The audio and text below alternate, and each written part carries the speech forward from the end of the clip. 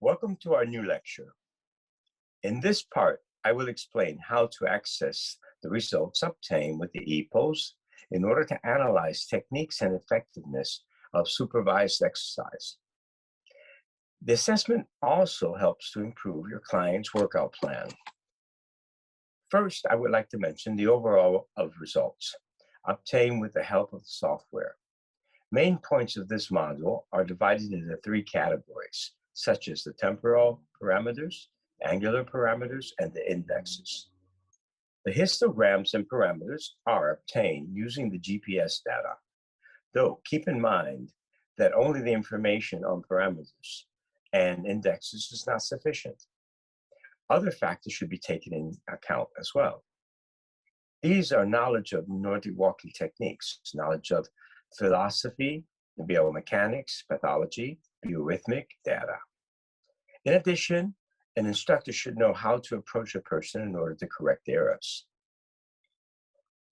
In addition to the objective information that is provided by the software, an instructor should be able to observe and understand from this observation where the problem is.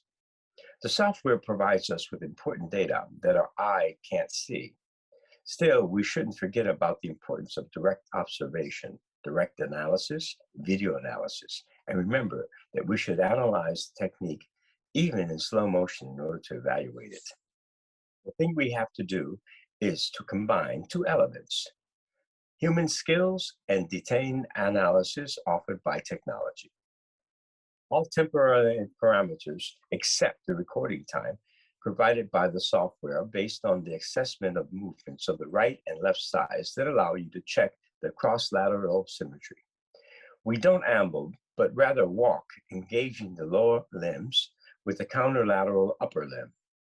The temporal parameters are the duration of the left cycle and the duration of the right cycle. Ground time is the period when the pole is in contact with the ground. And by recovery time, we mean the time when the left pole, in this case, comes off the ground until the pole is placed on the ground again. The duration of the contact of the pole with the ground and the correlation between the contact time and the duration of the contact represents duty cycle. It means for what percentage of time the pole is in contact with the ground in regard to the total duration. As we will see later, it gives us information, for example, whether the technique is too slow compared to a regular technique or not. The recording time, in this case, has no right-left evaluation because you have to learn from the previous modules. The recording starts by the pole, which is called the pole master, that simultaneously records the information from both poles. Left Nordic pole walking time and right Nordic pole walking time, or simply the duration of the Nordic walking activity within the recording. The number of left cycles and the number of right cycles, or the cycles of Nordic walking, that includes the time of period. Example, data on the pole that touches the ground and the pole that is in the recovery phase. We have the number of grips carried out by the left hand and the number of grips carried out by the right hand, and the number of cycles per minute that we carry out with the left hand as the frequency of the cycles within the minute. Observation of this temporal perimeter is important because it gives us an idea of the contralateral balance in time of doing exercises.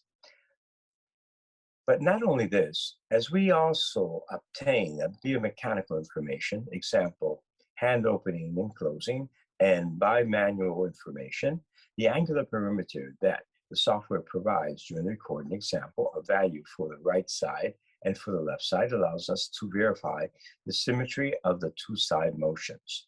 That is the symmetry of the two cross schemes. Analyzing the information about the left positioning angle and the right positioning angle give you the angle of support of the pole in the initial moment of contact. The left angle of the detachment and the right angle of detachment, or the angle of support of the pole at the final moment of contact, is the angle that the pole has with the ground in the moment when it comes off the ground. Let's remember that we have a positioning angle and a detachment angle. We will also have the angular range of the left and right sides that corresponds to the difference between the angle of the positioning and the angle of detachment. The angular perimeter, together with the temporal perimeters, also allow us to recreate our client's technique. Let me remind you that we still need to observe and assess clients' performance with our own eyes. Let's talk about the indexes now. The software allows us to evaluate regularity of the left-right alternation. This is a very important perimeter. Using indexes, the software creates a chart where we can verify the technique is performed with the correct temporal alternation between the right and left poles. In the beginning of the cycle of the right pole must be about halfway of the cycle of the left pole and vice versa. So we know that the two upper limbs during Nordic walking are equally engaged. With the information related to the regularity of beginning the cycle, we can verify that the activity is performed correctly while opening and closing the hand within the cycle. The other index to check is the symmetry of the left contact with the right contact. The difference between the contact times between the right side and the left side for each pair of cycles. There is also another index that gives us information on the symmetry of the left-right angles to verify if there's symmetry between the angles obtained with the right and left poles every couple of cycles. In order to be sure that these data are the result of a comparison, the software provides us with the information concerning the recognition of the left cycle and the recognition of the right cycles. The index of the quality of the software analysis gives us the possibility to compare data obtained from the use of both poles. To expand an available database that contains a great amount of recorded data, we need to use the principle used in other areas of physical exercise that consider the cutoff of 5%. The cutoff that helps to identify the significant difference between one hem sum and the other. This is important as simultaneous registrations allow us to talk about normality, but in order to be able to say what the boundary between normality and the condition is in case it's no longer in the norm as regards working angles, in the meantime, we consider the 5% cutoff of what? The transition cutoff between a value of 5% difference is between a basically and a normal condition and a condition that is not normal that is to be adjusted. Keep in mind what we have previously said. All of this must be applied according to the needs of our client. And this difference of 5% is inherent difference in the use of the right upper limb and the upper left side. And besides, there is a difference instead that we must consider between the registration we do today and the perimeters that derive from the record we do tomorrow after our intervention. Thus, both are the comparisons between the use of the two poles and the comparison of the use of the same pole. That is the right or left side over the recording time. The improvement can turn out to be significant or not. The next slides will show the reference cases. Analysis of the data obtained during the correct Nordic walking performance. The data on the wrong alternation of opening and closing of hands, on poor hand control, on insufficient extension of the upper limb, on the oscillation of the upper limb and the angle of positioning of the pose in a poor way, or astrometrical technique on adaptive techniques, including open shortening of the pose and stride length, and on a slow technique. Before going further, it is important to explain how we obtain the data. We hired an experienced Nordic walking instructor whose performance was approved by the two other Nordic walking instructors. We asked these two to incorporate errors. Example, poor performance techniques. You will see these errors. This is important because it allows you to understand what happens with the other perimeters when you perform poorly in one area. We have chosen the data on the average of Nordic walking performance. This is a bit of an element of what I suggest you do when you make an evaluation for your client. Observe the average performance, the area of exercising of the person within the exercise that you want to record before starting the official recordings. But we have important neuromuscular control, which turns out to be accurate and exact. Some checks compared with the data that we observe from the objective point of view from the software should be compared with the human point of view. We are not so accurate, therefore we need to do a little practice. Before starting the recordings, we are going to look for what are some peculiar differences. We start registration in action with a regular technique and finish the registration entries in the dedicated application. The data of the left and right poles are compared in the superposition of the perimeters of records, except the angular range have a greater assurance that equals 95%. Thus, the difference turns out to be insignificant.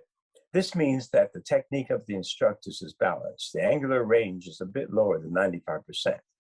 In association with the physiopathological conditions of the client provides us with information regarding the angular readiness of the pose.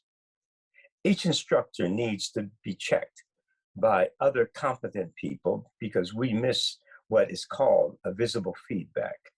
We miss the feedback that comes from another person. So we can have a unique reference model in our group rather than having a reference model for each one. For each client, the client himself knows his needs, and what can be good for a fit person with a certain body proportion can be bad for another with the same body parameters or different body parameters. It is important that we know what to change in a functional way to satisfy the needs of our clients. So we can have a unique reference model in our group, rather than having a reference model for each one, for each client. The client himself knows his needs. What can be good for a fit person with certain body proportions can be bad for another person with the same body parameters or different body parameters. It is important that we know what to change in a functional way to satisfy the needs of our clients.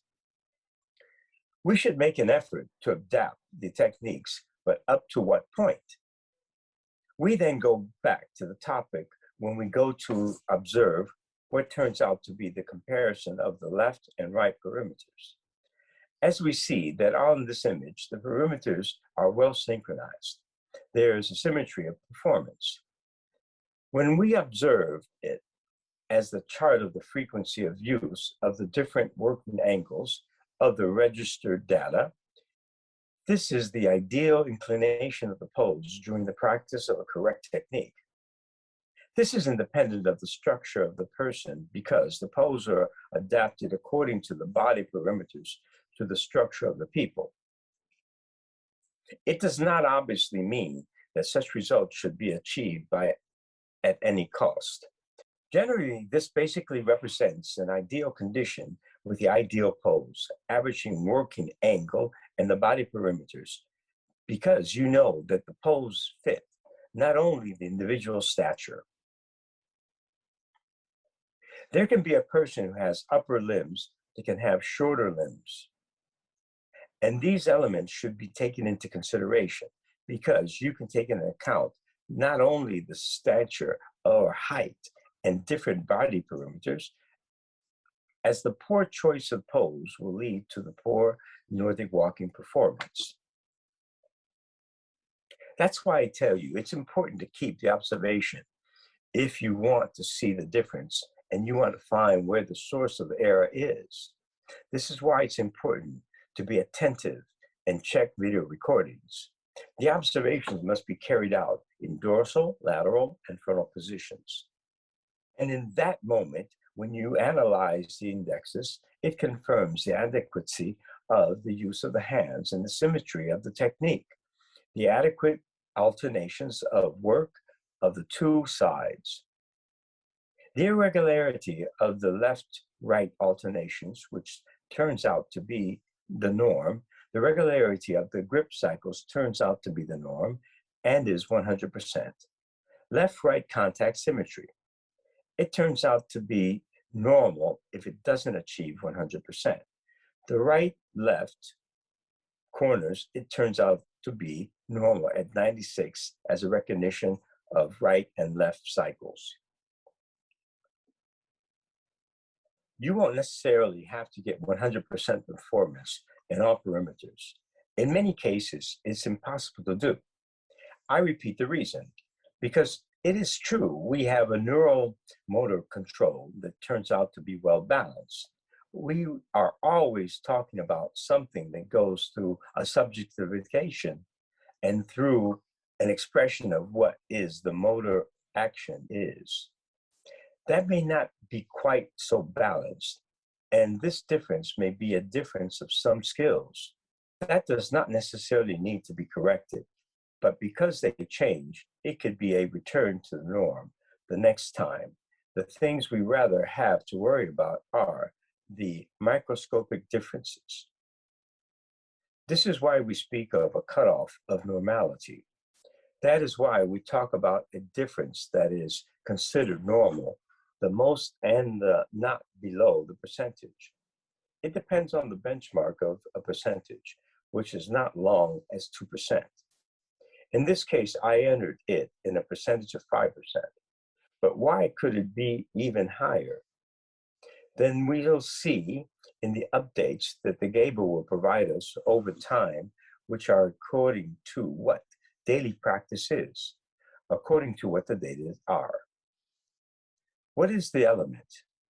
What is the variation that must be considered significant and which must be worked on intensively?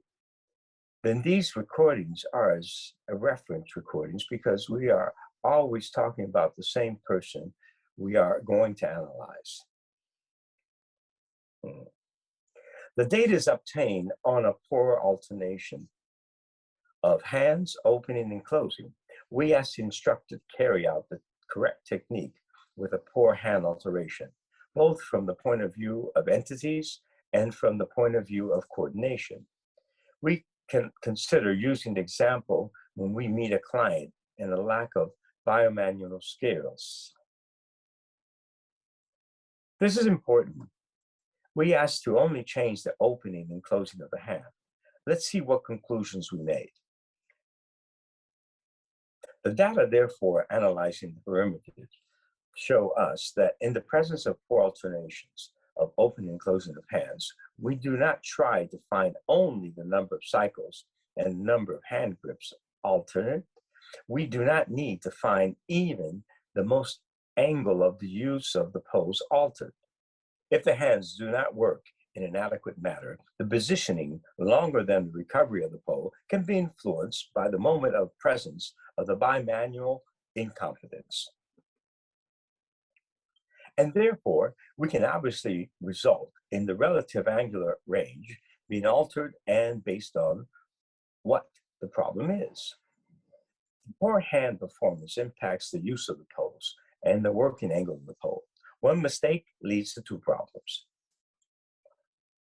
If you have a client with this problem, you know where to start correcting his technique. First, you improve manual performance, thus improving the position of the pose during the whole performance.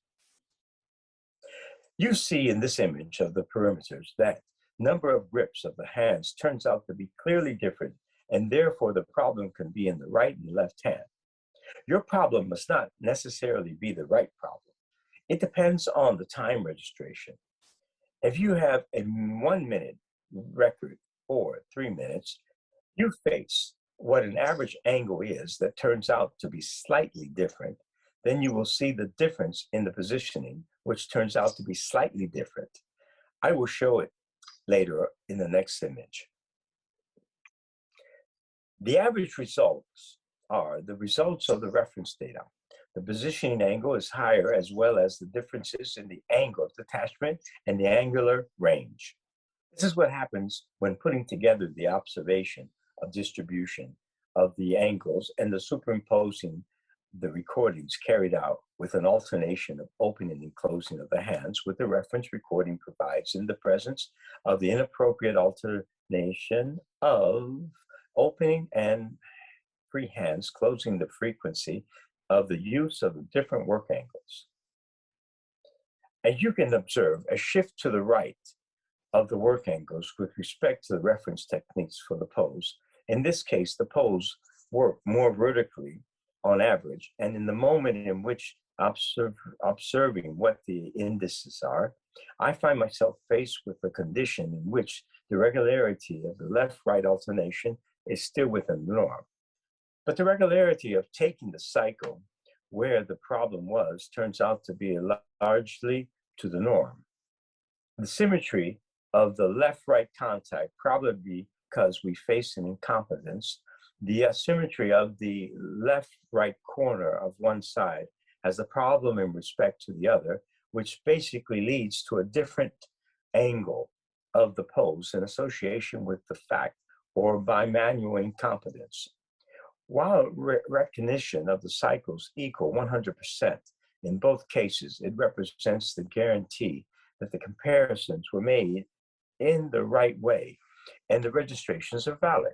The observation of the indexes confirms the inadequacy of the use of the hands typically expressed by the condition, which are the contact symmetry and the angles between the two missions, and the low percentage of the regularity taken on the cycle. The interpretation goes then through your expertise. That's why I draw your attention to the fact that you need to be attentive.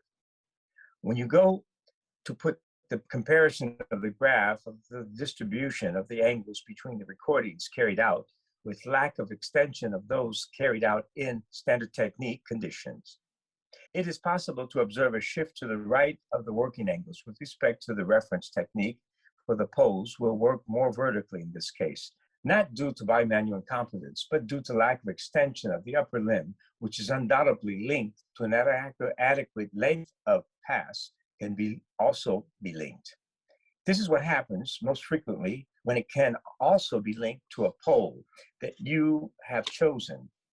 Excluding conditions in which there is a mechanical blockage of the shoulder joint, and therefore objectively the person cannot go extending the condition in which there is a swing, and therefore the possibilities are many if think about what they can be, the consequences of this, but you know what happens when getting the information.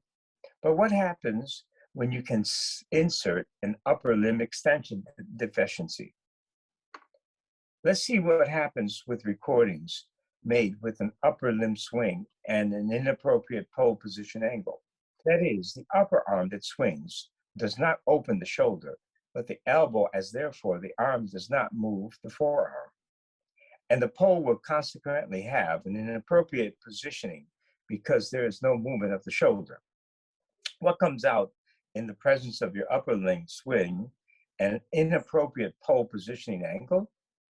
In this case, it is possible to observe the modification of an angular parameter regarding the reference technique. But when you compare this data with the data obtained when performing a regular standard technique, what comes out is that the pole also results in being more vertical, and the better working angle turns out to be higher. The recordings can carry out the standard technique representing reference are those shown in green, where the average working angle in the presence of problems of oscillation operation of the pole is higher. The angle of positioning and the angle of detachment is clearly higher, and in this case, it is almost superimposable. Therefore, the angular range in the presence of problems of oscillation of the pile positioning, as for example, the pole is much higher. Therefore, if we show the frequency of use of the different working angles on the chart, a shift to the right of the working angles can be observed with respect to the reference technique. Thus, the pole will work on the average in a more vertical way. In this case, not due to bimanual incompetence, nor for lack of extension of the upper limb, but because of the wrong stimulation. The upper limb with a pivot on the elbow rather than movement on the shoulder. So the attention is not lacking, In reality, the extension is missing, but it was just the point to get out. So the same thing happens as the moment I want to solve the shoulder's extension limitation problem. The data on the asymmetrical technique, in this case, we asked the instructor to work out asymmetrical gait patterns regarding to the use of the two crossing schemes, right lower limb and left front right upper limb. This is a temporary diversity rather than a mechanical start type. In this case, the screening is particularly useful for identifying an asymmetrical technique.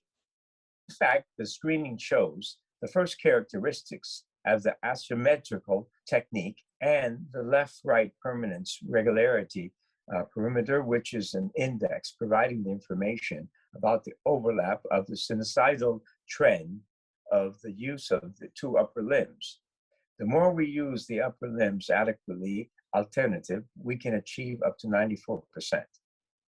If we are below the confidence interval, which must be greater than the 95% that we established at the beginning of our slides, we also have other indexes that are more important. The alteration of the regularity of the left-right alternation obviously implies alterations of the symmetry of the left-right contact and that of the left-right corners.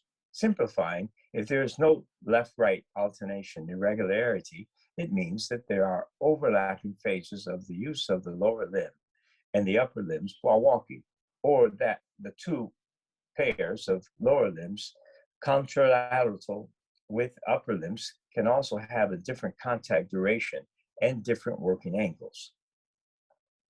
It is not certain that all three of these are out of the norm indexes present. It is also possible that you would find only one abnormal index. Of course, the regularity of the left-right alteration must be present. It depends on where the problem is. It depends on what causes the problem. As for the origins of the problem, it has a biomechanical rather than temporal origin. Then we will also have altered the symmetry of the left-right contact and the symmetry of the angles. In this case, it turns out that there is also another biomechanical action, probably of bimanual coordination and temporal symmetry of the manual, which leads them to an alternation of the recovery and therefore to an alternation of the contact line. Recover with more time that needs more time to be recovered due to a problem of manual incompetence, we will have a longer contact time. And so it will have different working angles. So you have to go and analyze the things we have discussed up to this point. Let's observe the data we receive with the adaptive techniques, including appropriate shortening of the pose and the length. As I've told you several times, you might modify the Nordic Walking technique based on the characteristics of your client. If you modify the Nordic Walking techniques in this way, you can give a person the possibility to practice safely. You should understand what you do and how to re-innovate the techniques so the benefits of the session will be there anyway.